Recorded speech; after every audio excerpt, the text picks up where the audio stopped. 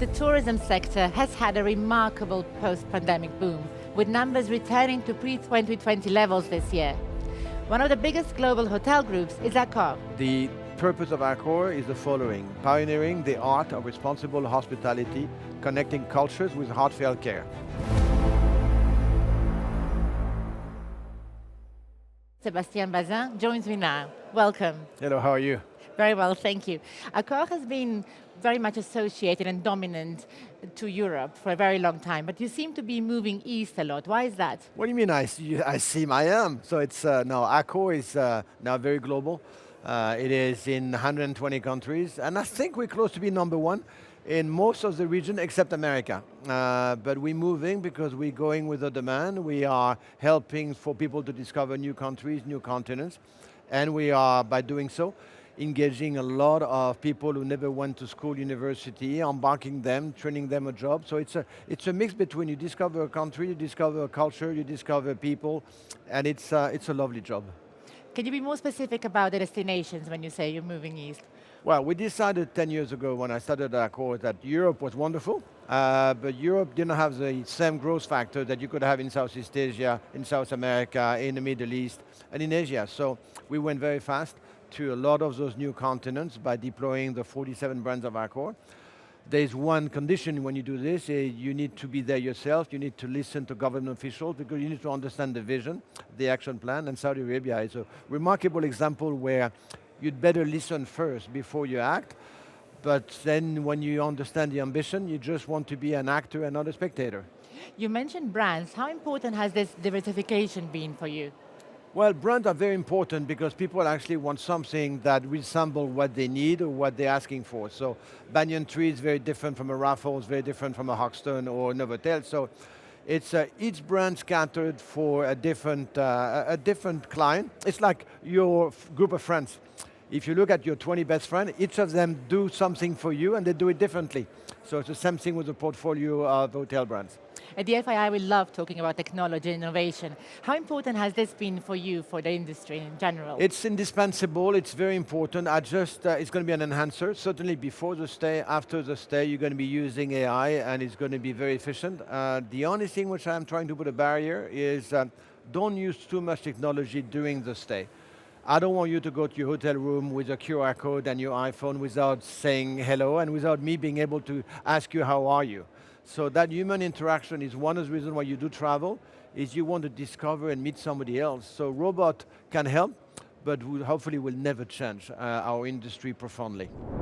There are currently two phenomena happening in the industry. On one side, you have expectations that the industry will grow because of new people traveling, and we'll talk more about this. On the other side, you have many places sort of rejecting tourism, especially if they're very much overwhelmed by tourism. Can you tell us about this? Yeah, I saw that with Barcelona, we saw that with Venice, we probably could see that in London and Paris, and there's a lot of truth about it. There's too many people who go to the same place. At the same time, be very careful. Don't blame somebody to go to Paris when they've never been to Paris, when others had the chance to go before. So we have to be reasonable.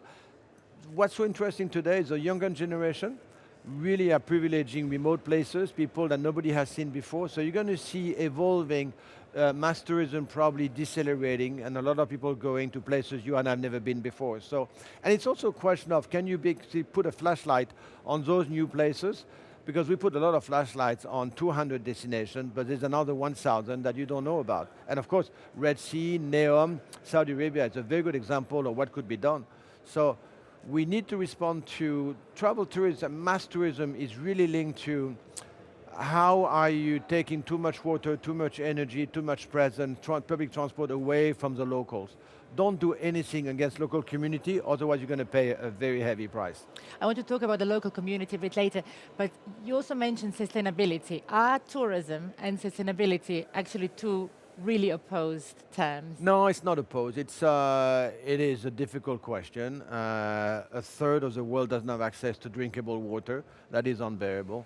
And a lot of countries in the world don't have reliable energy sources. So it is true that the further I develop Accor, anytime I open a hotel, I'm probably taking something very precious away for those who need it the most. But the same token, I've been forcing the people of Accor, whenever you open a new destination, a new hotel, put two columns. The negative column is what is it you're taking away?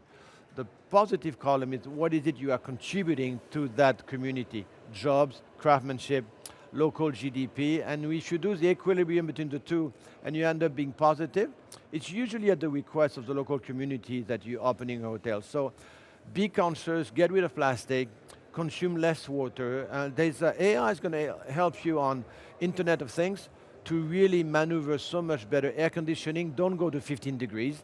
Get a bandwidth which is between 17 and 21. So we can do so much better, but let's not oppose the two, because we're doing a lot of good things for so many hundreds of millions of people. They need us to contribute.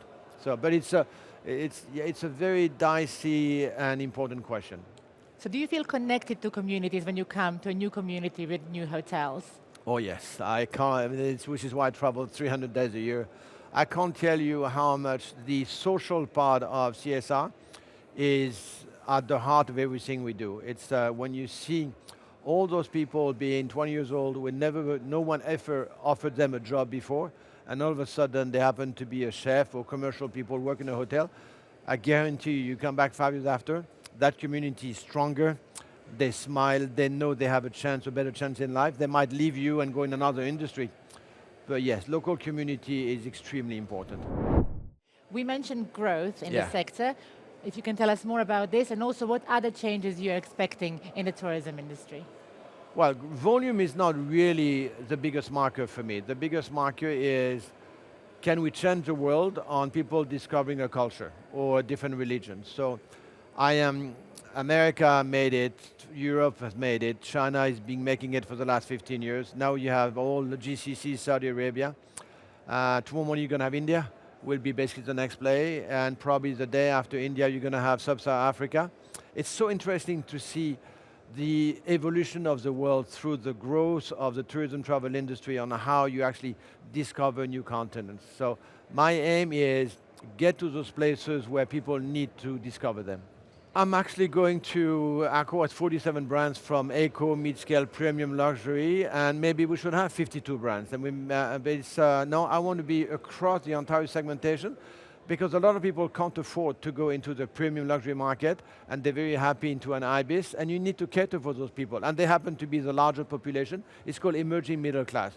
Why would they not have a chance also to discover their own country? So you need something affordable for them. What would you like your legacy to be, both in the sector and in Accor? Thank God, I'm not that narcissistic. My legacy, good heart, and seriously, the purpose of Accor is the following: pioneering the art of responsible hospitality, connecting cultures with heartfelt care. I hope I would have run Accor with a good heart, having been fair and giving a chance to hundreds of thousands of people. So I left the financial industry because I didn't know whether I was lucky or smart. And when you go into getting your hands dirty in an operation, what you do is you do it for people. And then if you do it well with people, either your guests or your employees, don't you worry about the results, they will be there. Thank you very much. Thank you so much.